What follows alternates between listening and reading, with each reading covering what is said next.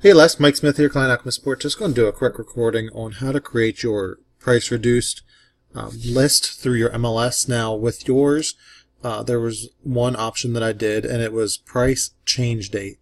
For that, I just did 0 to 30. I believe you can do a specific date range, so like January 1st to 10th or something like that, or a greater range if you want to. But I did 0 to 30. I did city at Colorado Springs. Now, if you're targeting a more specific area, of course, you can narrow that down, zip codes, specific areas, sub areas, etc. I just did this for a general search for you.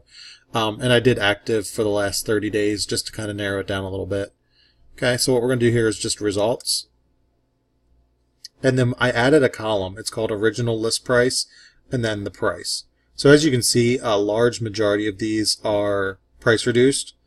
So you can see the original list price was $447. This is $427. These two weren't.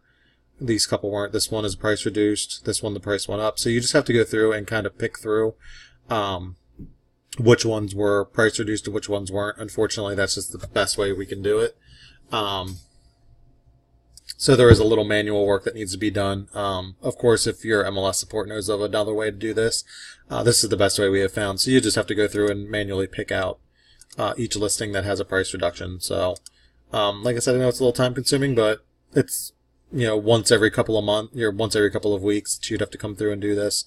Let's just select a couple of these. So once you have your list of homes selected here, what you would do is then click email, and then you would just email this list to yourself. Okay, so just use your email here, and then you can put subject,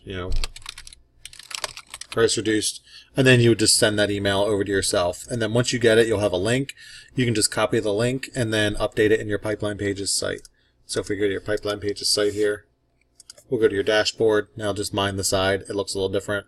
You'll just go to Tools and Safe Redirect Manager, and then you'll just edit this. So, I mean, obviously you're choosing West Side, so your list wouldn't be that long.